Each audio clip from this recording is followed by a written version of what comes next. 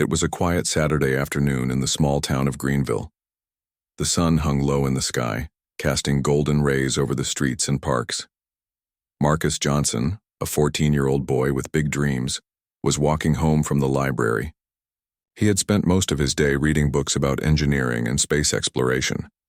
His backpack was heavy with borrowed novels and science magazines, but he didn't mind. For Marcus, knowledge was like treasure, something to be collected and cherished. As he strolled down the sidewalk, his sneakers scuffed against the pavement. The air smelled faintly of freshly cut grass and blooming flowers. It felt peaceful until he approached the park. There, parked near the edge of the lot, was a group of bikers. Their motorcycles gleamed under the sunlight, each one polished to perfection. They were loud, laughing among themselves, their voices carrying across the open space. Some smoked cigarettes, while others drank beer straight from cans. To Marcus, they looked intimidating, like characters from an action movie. Clint, the leader of the group, stood out. He was tall and muscular, with tattoos covering both arms. His leather jacket had patches sewn onto it, symbols Marcus didn't recognize.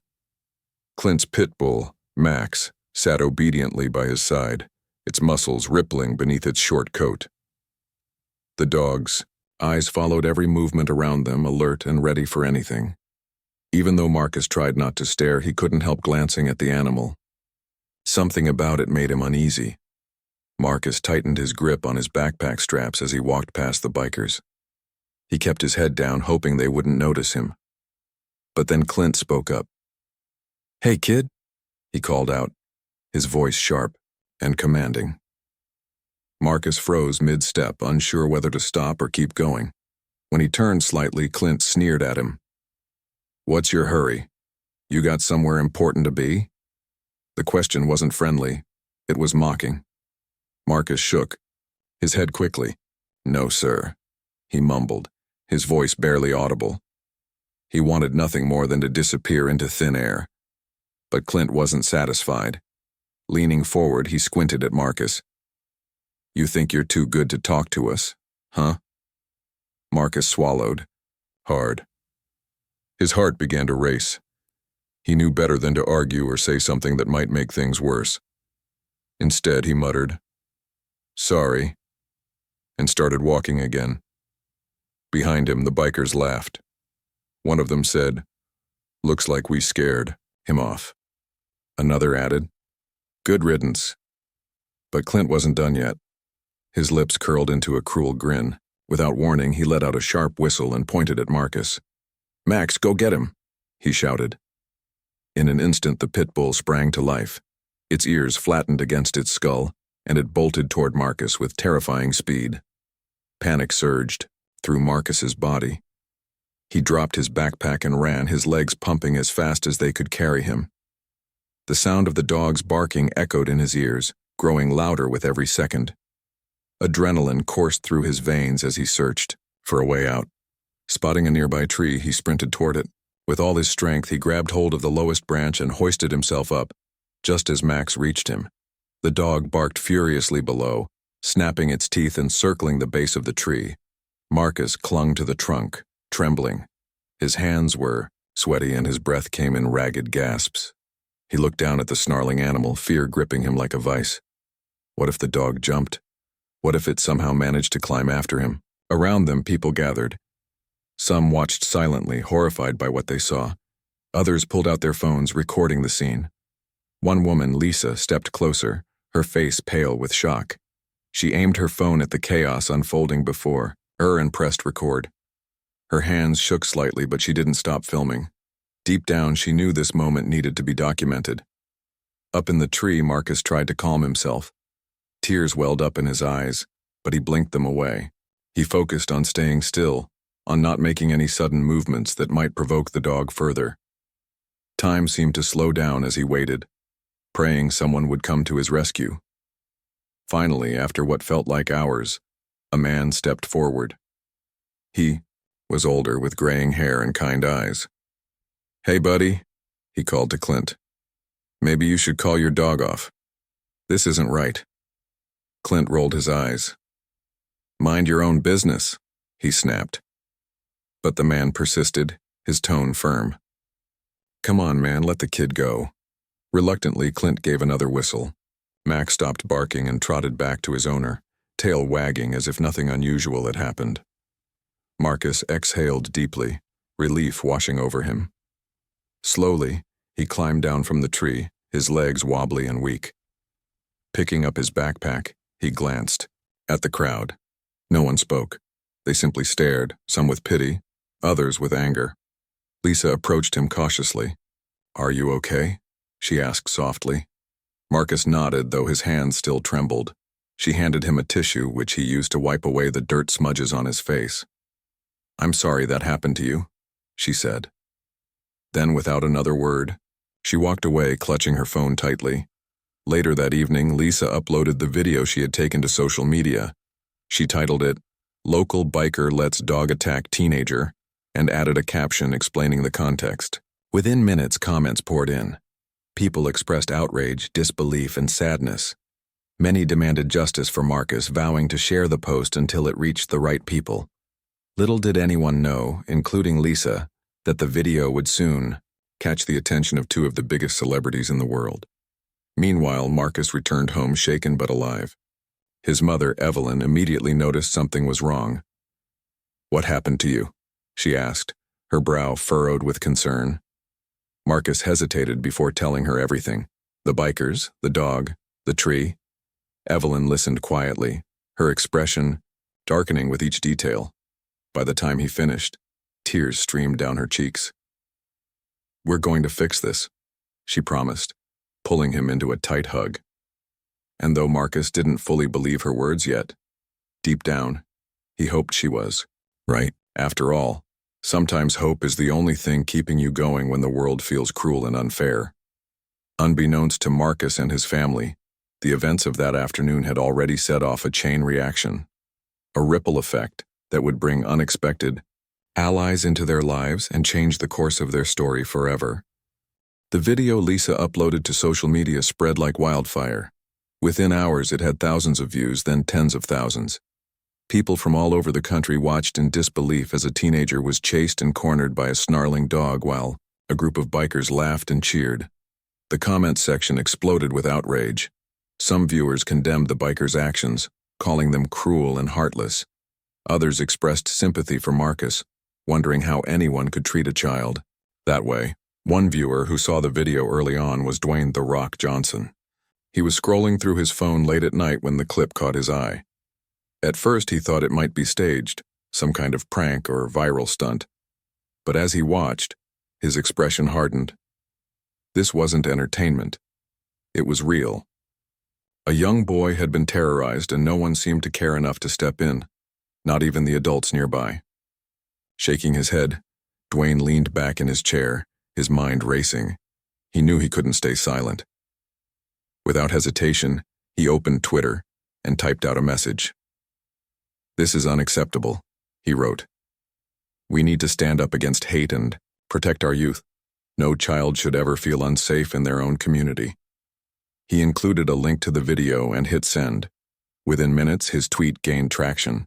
Fans responded with messages of support, thanking him for speaking out. Many promised to share the story themselves, helping to amplify its reach. Not long after, John Cena saw the same video. Like Dwayne, he felt a deep sense of anger and frustration. Known for his work as an anti-bullying advocate, John couldn't ignore what he saw. He believed strongly in standing up for those who couldn't defend themselves, especially kids. Sitting in his hotel room while preparing for an upcoming wrestling event, he grabbed his phone and added his voice to the growing outcry. No one deserves to be treated this way, he tweeted. Let's make sure justice is served. Together, Dwayne and John became powerful advocates for Marcus. Their combined influence brought national attention to the incident. News outlets picked up the story, broadcasting it on television and writing articles about the attack. Reporters flocked to Greenville, eager to uncover more details. Local residents were interviewed, some expressing shock, others admitting they'd witnessed similar behavior from Clint and his biker gang before. Back in Greenville, Marcus and his family found themselves thrust into the spotlight. Evelyn answered the doorbell repeatedly as reporters asked for statements. She politely declined most requests, unsure how to handle the sudden attention. Inside their small home, Marcus sat quietly on the couch, staring at the floor. He hadn't expected any of this. All he wanted was to forget the terrifying encounter and move on with his life. But now it felt like the entire world was watching him. Evelyn decided they needed help. After consulting with a friend, she reached out to Angela Davis, a lawyer known for her work on civil rights cases. Angela agreed to take the case pro bono, recognizing its importance not just for Marcus but for communities everywhere. During their first meeting, she assured Evelyn and Marcus that they would fight for justice. "You're not alone in this," Angela said firmly. "We'll do everything we can to hold the person responsible accountable." Word of Angela's involvement reached Dwayne and John, who immediately contacted her. They offered not only financial support, but also their platforms to raise awareness. Together, they brainstormed ideas to ensure the case received the attention it deserved. One idea stood out: organizing a fundraiser called Stand Up for Marcus. The goal was twofold: to cover legal fees and provide resources for Marcus's emotional recovery. Dwayne and John announced the fundraiser during an interview. Cameras rolled as they explained the situation, urging fans to contribute whatever they could. "Marcus is a brave kid who deserves better," Dwayne said, his voice steady and sincere. "Let's show him he has a whole army of people behind him." John nodded, adding, "This isn't just about one boy. It's about making sure no child feels afraid to walk down the street." The response was overwhelming. Donations poured in from fans across the globe. Some gave large sums, while others contributed smaller amounts accompanied by heartfelt notes of encouragement. By the end of the first week, the fundraiser had raised over $50,000. For Evelyn, the generosity was both humbling and inspiring. She hugged Marcus tightly, tears streaming down her face. "See?" she whispered. "There are good people in the world too." Despite the outpouring of support, Marcus still struggled. Nightmares plagued his sleep, replaying the moment the dog lunged at him. During the day, he avoided going outside, fearful of running into Clint or his friends. His grades began to slip, and he withdrew from his classmates, preferring solitude over conversation. Evelyn noticed the changes and worried about her son's mental health. She spoke with Angela, who recommended counseling. Reluctantly, Marcus agreed to meet with a therapist. Meanwhile, Clint remained defiant. When questioned by authorities, he denied wrongdoing, claiming Marcus had provoked Max. "That kid looked at my dog funny," Clint insisted. "I was just protecting myself and my property." His story didn't hold up under scrutiny, especially with Lisa's video as evidence.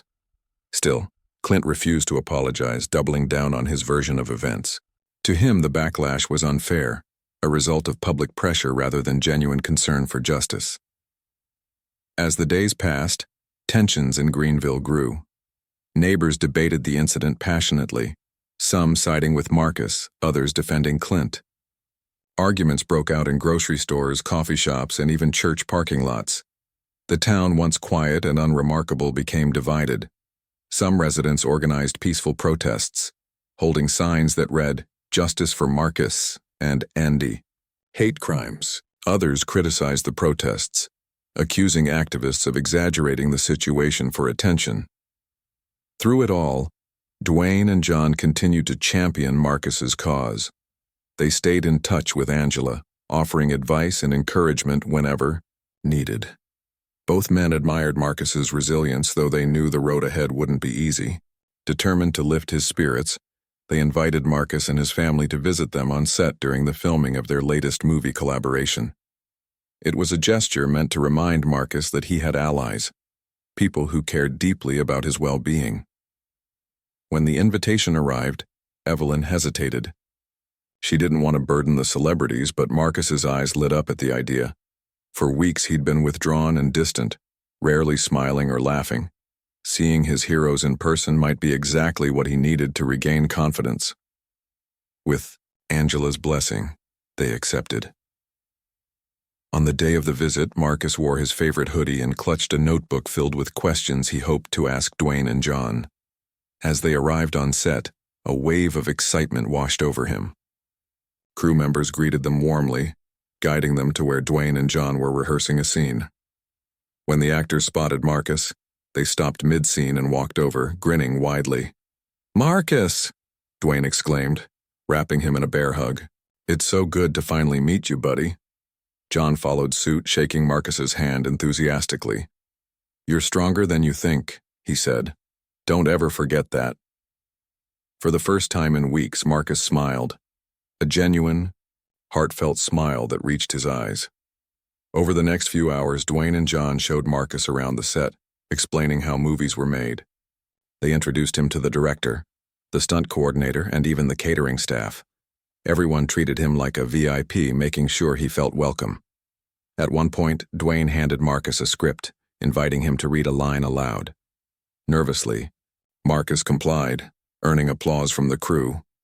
His cheeks flushed with pride, and for a brief moment the weight of the past few weeks lifted. Before leaving, Dwayne pulled Marcus aside. "Listen, I know things have been tough," he said gently, "but remember this, you're not defined by what happened to you. You're defined by how you rise above it." John nodded in agreement. "And we're here for you every step of the way." Those words stuck with Marcus long after the visit ended. For the first time since the attack, he felt hopeful. Hopeful that justice would prevail, hopeful that his community could heal, and hopeful that he could find strength in the face of adversity. Little did he know his journey was far from over. The fight for accountability was just beginning, and the outcome would shape not only his future but the futures of countless others facing similar struggles. With newfound determination, Marcus returned home, ready to face whatever challenges lay ahead. Supported by his family, Angela, and two unlikely heroes, he knew he wasn't alone. And sometimes that knowledge made all the difference. The days following Marcus's visit to the movie set felt different. For the first time in weeks, he woke up without dread weighing him down. The words Dwayne and John had spoken stayed with him, echoing in his mind whenever doubt crept in. He began to believe that maybe, just maybe, he could get through this. But while Marcus tried to focus on moving forward, the adults around him were busy preparing for the next phase of the fight: justice. Angela Davis worked tirelessly, gathering evidence and building a strong case against Clint. She reviewed Lisa's video countless times, analyzing every detail. She also reached out to witnesses who had been present during the attack, asking them to share their accounts. Most agreed to cooperate, though some hesitated, fearing retaliation from Clint or his biker gang. Angela understood their concerns, but reminded them of the bigger picture. "This isn't just about one incident," she told them. "It's about setting an example, about showing that hate has no place in our community." Meanwhile, Dwayne and John continued to use their platforms to keep the story alive. They posted updates on social media, encouraging their followers to stay informed and involved. Their posts often included links to the fundraiser, which had now surpassed $100,000. The money would cover legal expenses and provide resources for Marcus's counseling sessions. It would also fund initiatives aimed at addressing bullying and discrimination in schools and neighborhoods. But not everyone was pleased with the celebrity's involvement. Some critics argued that Dwayne and John were exaggerating the situation for attention. "Why are they sticking their noses where they don't belong?" one commenter wrote on Twitter. Others accused them of interfering in local matters best left to authorities. Despite the backlash, neither man backed down. They knew the stakes were too high to remain silent. As preparations for the trial intensified, tensions in Greenville reached a boiling point. The town was deeply divided. On one side were those who supported Marcus, organizing rallies and vigils to show solidarity. Signs reading "Justice for Marcus" hung in shop windows, and bumper stickers adorned cars. People spoke openly about the need for accountability and change. On the other side were Clint's defenders, many of whom believed he was being unfairly targeted. Some claimed the incident had been blown out of proportion because of celebrity interference. "If it weren't for those Hollywood guys, this wouldn't even be a big deal," one man grumbled at a diner. Others insisted Clint wasn't racist or cruel. He was simply misunderstood. A few even started a counter-protest, holding signs that read, "Clint deserves a fair trial." Amidst the chaos, Marcus struggled to find peace. Though he appreciated the support, the constant attention made him uncomfortable. Reporters still lingered outside his house, hoping for a quote or photo. Classmates whispered about him in school hallways, some offering kind words, others mocking him for gaining fame. Marcus didn't know how to handle any of it. He wanted nothing more than to blend into the background, to go back to being an ordinary kid. Evelyn noticed her son's growing unease and decided to take action. She enrolled Marcus in art classes, thinking creativity might help him process his emotions. At first, Marcus resisted, claiming he wasn't good at drawing. But once he picked up a pencil, something shifted. Sketching became a form of escape, a way to express feelings he couldn't put into words. His drawings depicted scenes from nature, calm lakes, towering trees, and endless skies. Each piece seemed to reflect his longing for tranquility. While Marcus explored new ways to cope, Angela focused on ensuring the legal process moved smoothly. She met regularly with prosecutors, discussing strategies and reviewing witness testimonies. She also prepared Marcus for the possibility of testifying in court. The thought terrified him, but Angela reassured him. "You've already shown so much courage," she said, "and you won't be alone. We'll be right there with you." As the trial date approached, Dwayne and John grew more involved. They attended strategy meetings via video calls, offering insights based on their experiences advocating for social causes. Both men emphasized the importance of staying authentic and relatable. "People connect with stories, not statistics," John explained. "Make sure Marcus's voice is heard." Dwayne nodded, adding, "And remind everyone why this matters, not just for Marcus, but for all kids who feel unsafe." Finally, the day of the trial arrived. The courtroom buzzed with anticipation as people filed in, eager to see how the case would unfold. Reporters jotted notes furiously, while cameras captured every entrance and exit. Marcus sat between Evelyn and Angela, gripping his mother's hand tightly. His heart pounded in his chest, each beat louder than the last. Across the room, Clint sat stoically, flanked by his lawyer. His expression gave nothing away, but his body language suggested defiance. The judge entered, calling the room to order. Opening statements began, with the prosecution painting a vivid picture of the events leading up to the attack. They highlighted Clint's aggressive behavior and lack of remorse, using Lisa's video as key evidence. Witnesses took the stand, recounting what they'd seen that day. One woman described how Clint had egged on the dog, laughing as it chased Marcus. Another recalled feeling helpless, unsure how to intervene. When it was the defense's turn, Clint's lawyer argued that his client had acted in self-defense. "My client believed he was under threat," the lawyer claimed. "He was merely protecting himself and his property." The statement drew murmurs of disbelief from the gallery. Even some jurors exchanged skeptical glances. Throughout the proceedings, Dwayne and John remained vocal supporters of Marcus. They tweeted updates from the courtroom, urging their fans to follow along. Their presence added pressure to the case, ensuring transparency and fairness. Local news outlets praised their commitment, calling it a powerful example of using fame for good. Back at home, Marcus found solace in small victories. Art classes became a regular part of his routine, and his sketches improved with practice. Teachers noticed a slight shift in his demeanor. He participated more in class discussions and smiled occasionally. Evelyn celebrated these changes, however minor, grateful for any sign of progress. One evening, as they sat together at the kitchen table, Evelyn looked at Marcus and smiled. "You're stronger than you think, sweetheart," she said softly. "This whole thing, it's hard, I know, but you're handling it better than anyone could expect." Marcus glanced at her, his eyes filled with uncertainty. "Do you really think so?"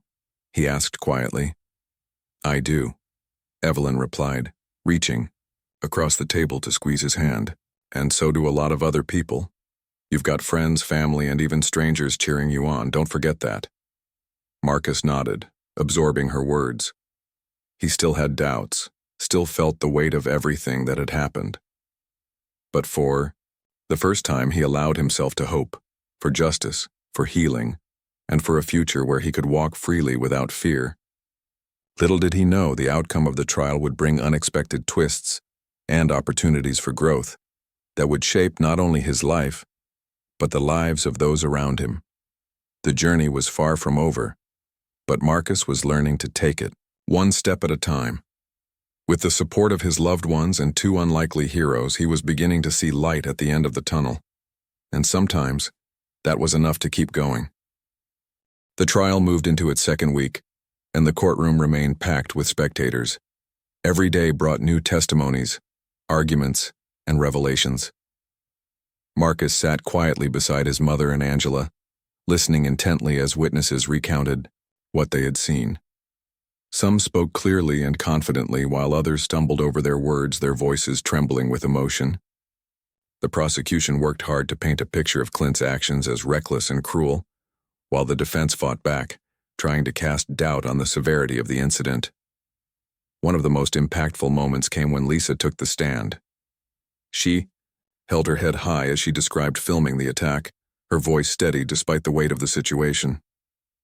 "I didn't know what else to do," she explained. "I thought if I recorded it, maybe someone would listen." Her video played on a screen for the jury, showing Clint unleashing his dog and laughing as Marcus scrambled up the tree. The footage was undeniable proof of what had happened, and even Clint seemed uneasy as it played. After Lisa stepped down, Angela called Marcus to testify. His heart raced as he walked to the witness stand, his legs feeling like they might give out beneath him. He glanced at his mother, who gave him an encouraging nod, and then at Angela, who smiled warmly. Taking a deep breath, Marcus began to speak. At first, his voice was barely above a whisper, but as he continued, it grew stronger. He told the court about how scared he had been, about the barking dog and the laughter of the bikers. He described climbing the tree and waiting, terrified, until someone finally called the dog off. By the time he finished, there wasn't a dry eye in the room. Clint's lawyer cross-examined him, asking pointed questions meant to undermine his credibility. "Are you sure you didn't provoke the dog?" the lawyer asked. "Did you say or do anything that might have made it angry?" Marcus shook his head firmly. "No," he replied. "I just wanted to go home." By the end of the day, everyone could feel the tension in the air. The trial had become more than just a legal battle. It was a symbol of larger issues plaguing Greenville and communities like it.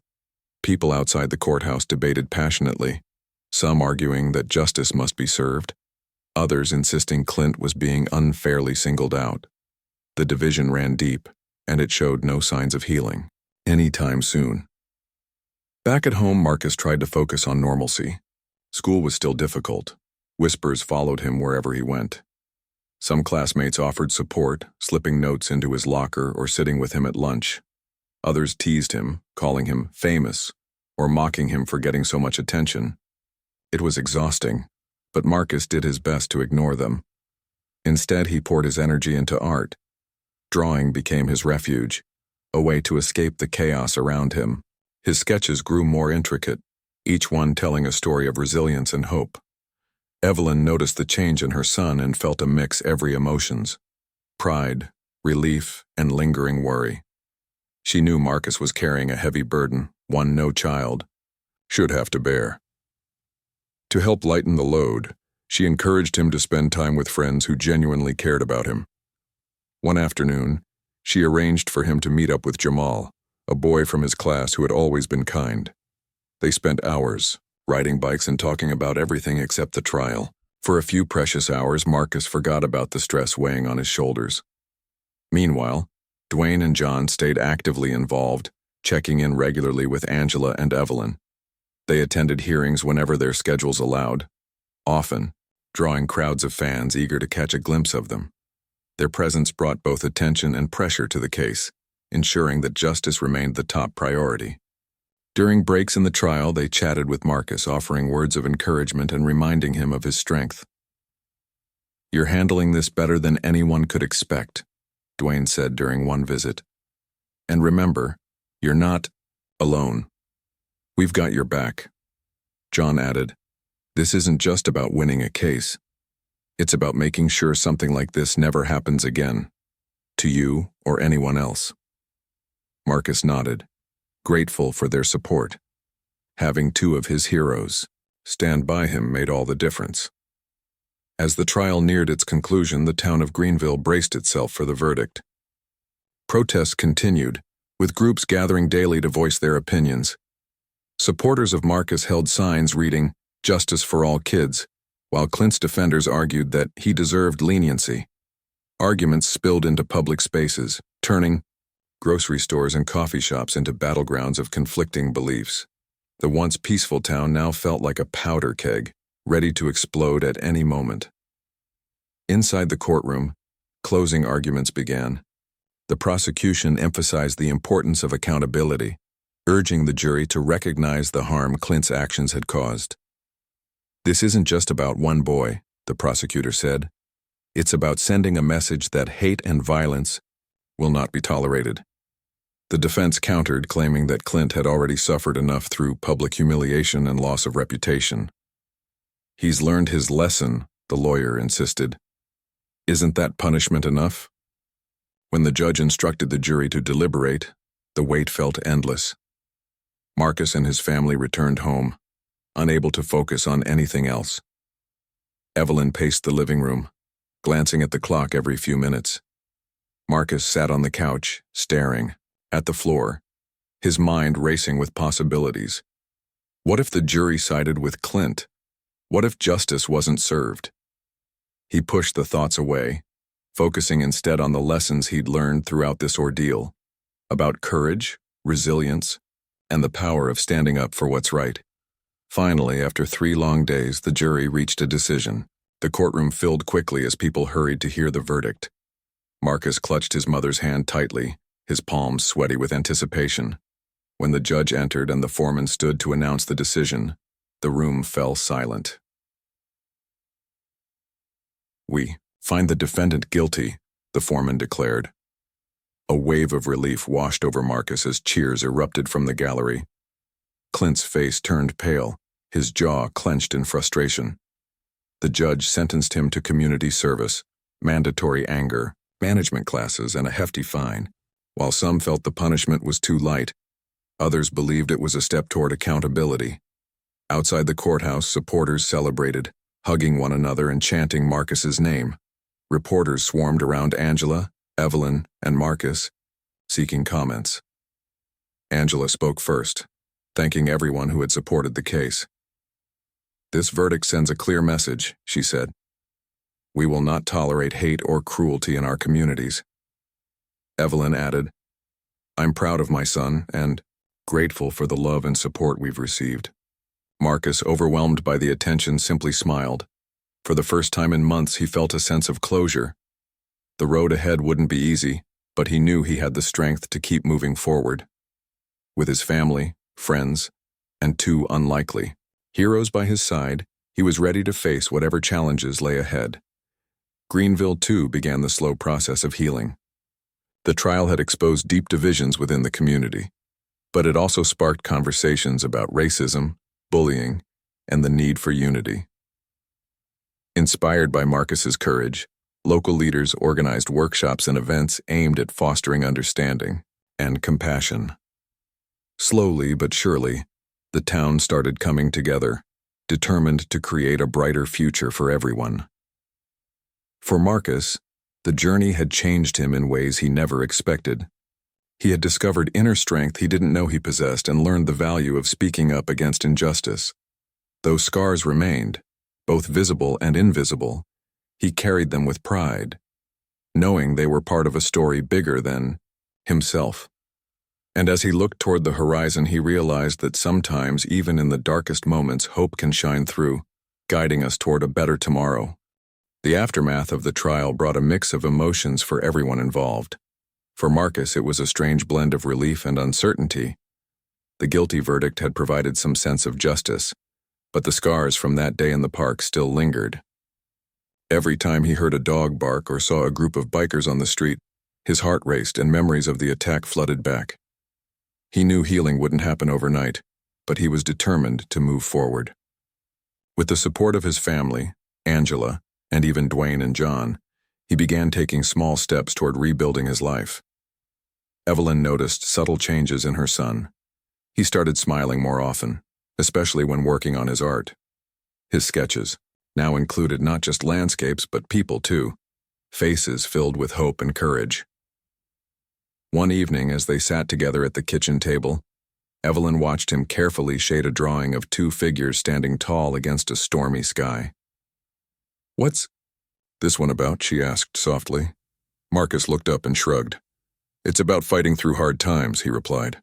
"About how even when things feel dark, you can still find a way to stand strong." His words touched Evelyn deeply. She realized Marcus was processing everything in his own way, using creativity as a tool for healing. To encourage him further, she signed him up for an art competition hosted by the local community center. At first, Marcus hesitated, unsure if his work was good enough. But Evelyn reminded him of something Dwayne had said during their visit. "You're stronger than you think." Taking those words to heart, Marcus agreed to enter. Meanwhile, Clint's life took a different turn. The guilty verdict hit him hard, both legally and personally. Community service meant spending weekends cleaning parks and highways under supervision, a far cry from the freedom he once enjoyed riding his motorcycle with his friends. Anger management classes forced him to confront behaviors he'd long ignored. At first, he resisted, dismissing the sessions as pointless. But over time, he began to see patterns in his actions, how quick he was to lash out, how little thought he gave to the consequences. Slowly, grudgingly, he started making changes. One day, after a particularly tough session, Clint found himself reflecting on what had happened. He remembered the look of fear in Marcus's eyes as the boy climbed the tree, the sound of his dog, barking wildly below. For the first time, he allowed himself to imagine what it must have felt like to be in Marcus's shoes. Shame crept in, heavy and uncomfortable. That night, sitting alone in his trailer, Clint wrote a letter. It wasn't easy, his hands shook as he put pen to paper, but he knew it was something he needed to do. "Dear Marcus," the letter began, "I want to say I'm sorry. What I did was wrong, and I regret it more than you'll ever know. I let my anger get the better of me, and because of that I hurt someone who didn't deserve it. I hope someday you can forgive me." Clint mailed the letter without expecting a response. He didn't think Marcus would reply, and honestly, he didn't feel like he deserved one. But writing it helped him take another step toward redemption. Whether anyone believed him or not, he vowed to keep trying to be better. Back in Greenville, the town continued to grapple with the fallout from the trial. Conversations about racism, bullying, and accountability became part of everyday discussions.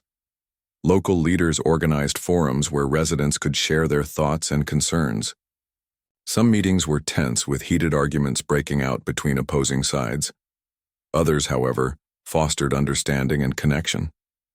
People listened to each other's stories, realizing that despite their differences, they shared common hopes for a safer, kinder community. Inspired by these efforts, Marcus decided to take action. With Angela's guidance, he founded a youth mentorship program called Rising Strong. The goal was simple: to help kids deal with bullying and discrimination while empowering them to speak up for themselves and others. Marcus worked closely with Angela and Evelyn to plan activities, workshops, and guest speaker events. They reached out to schools, churches, and community organizations for support, and the response was overwhelmingly positive. Dwayne and John stayed involved, eager to champion Marcus's new initiative. They recorded a public service announcement, PSA, featuring Marcus, highlighting the importance of standing up against hate. In the video, Marcus spoke directly to the camera, his voice steady and confident. "No one should have to go through what I did," he said. "But if we stick together and support each other, we can make a difference. We can create a world where everyone feels safe and valued." The PSA aired on national television, reaching millions of viewers. Social media buzzed with praise for Marcus's bravery and leadership. Schools across the country incorporated the video into anti-bullying campaigns, and donations poured in to support Rising Strong. For Marcus, seeing the impact of his work was incredibly rewarding. It reminded him that even though bad things happen, there's always a chance to turn pain into purpose. As the months passed, Marcus grew more comfortable stepping into the role of a leader. He visited schools to talk about his experiences, sharing not only the challenges he faced but also the lessons he learned. Kids listened intently, many approaching him afterward to thank him for speaking out. "You're really brave," one girl told him after a presentation. "If you can do it, maybe I can too." Her words stayed with Marcus long after the event ended. He realized that his story wasn't just about him, it was about inspiring others to find their own strength. And the more he shared, the lighter he felt, as if each word carried away a piece of the weight he'd been carrying. In Greenville, the divisions that had torn the town apart began to fade. While disagreements still existed, people made conscious efforts to listen and understand one another. Community events brought neighbors together, fostering friendships and collaboration. Even some of Clint's former friends softened their stance, acknowledging that change was necessary, not just for individuals, but for the entire town.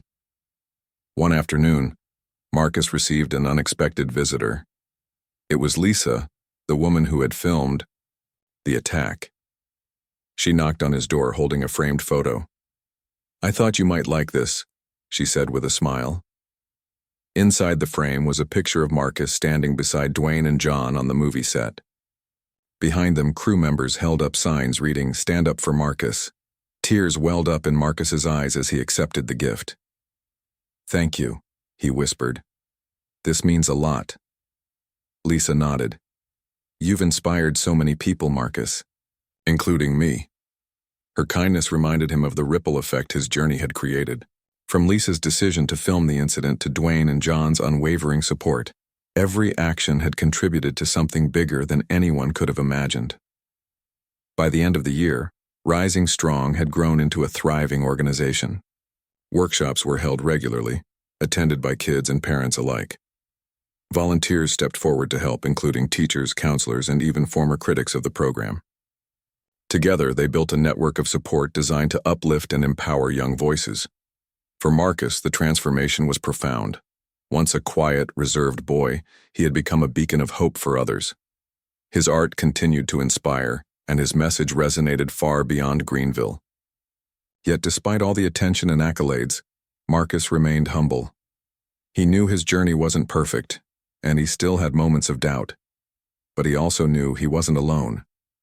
His family, friends, and mentors stood by him, reminding him of his strength whenever he needed it most. As he stood on stage at the annual Community Awards ceremony, accepting an honor for his work with Rising Strong, Marcus looked out at the crowd. Among the faces were Evelyn, Angela, Dwayne, John, Lisa, and countless others who had played a part in his story. He smiled, feeling a deep sense of gratitude. This moment wasn't just his, it belonged to everyone who had believed in him, supported him, and fought alongside him. The road ahead would undoubtedly have its challenges, but Marcus faced them with renewed confidence. He had learned that courage isn't the absence of fear, it's the decision to keep moving forward despite it. And, as he looked toward the future, he knew he was ready to face whatever came next, knowing he had already risen stronger than he ever thought possible. The months that followed the trial and the launch of Rising Strong brought gradual but meaningful changes to Greenville. Marcus's story had sparked a movement, one that reached far beyond the town's borders. People from neighboring cities, and even other states began reaching out, asking how they could start similar programs in their own communities.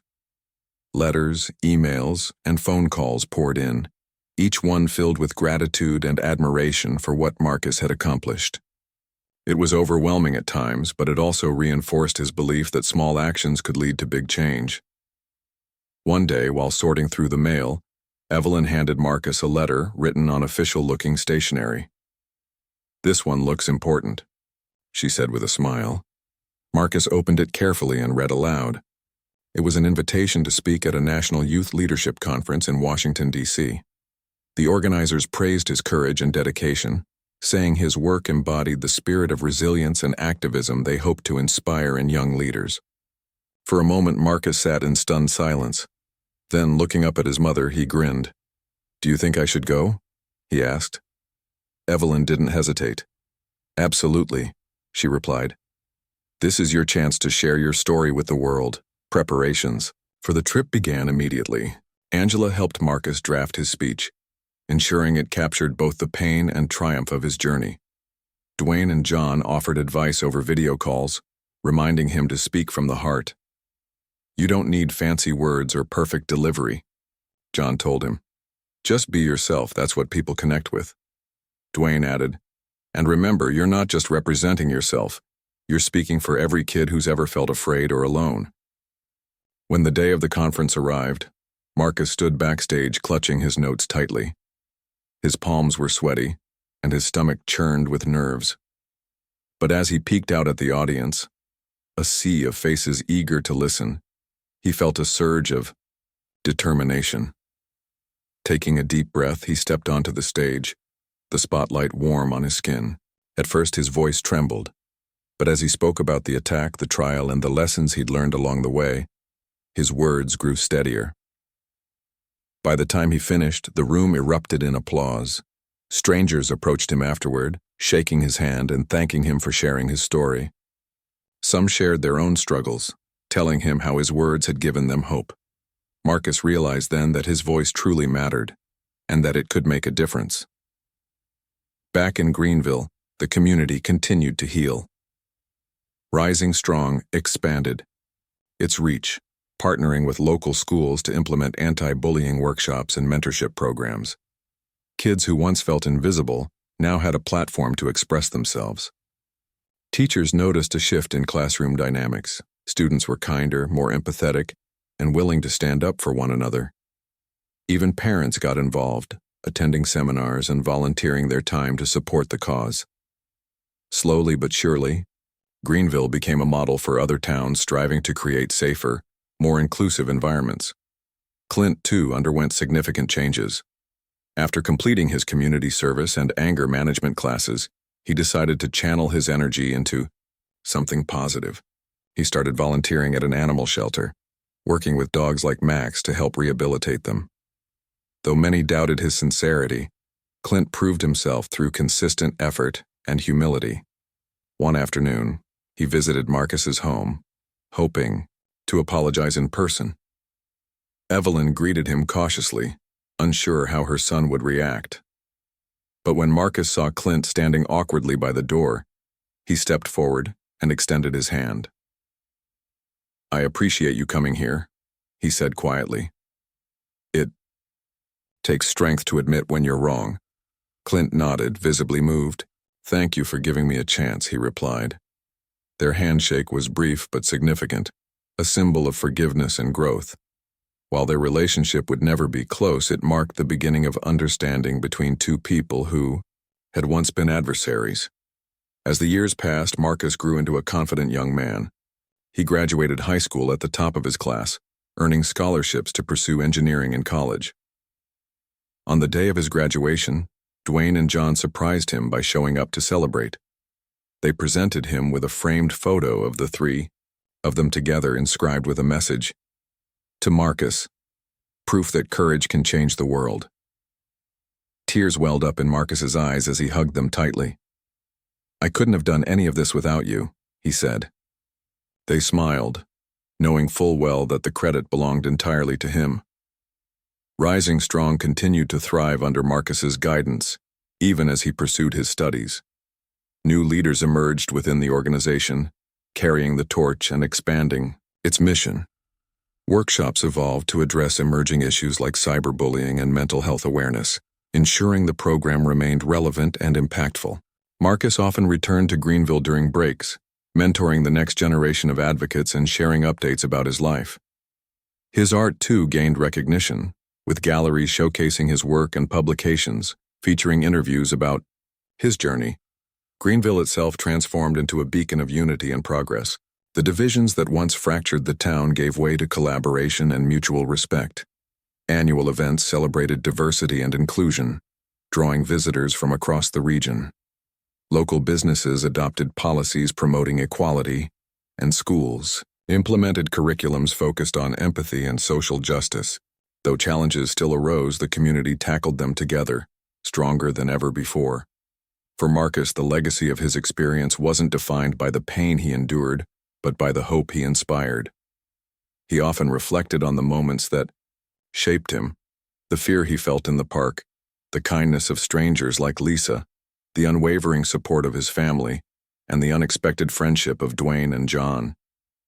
Each piece of his story had taught him something valuable, that adversity can reveal hidden strength, that allies can come from unexpected places, and that forgiveness has the power to heal wounds thought irreparable.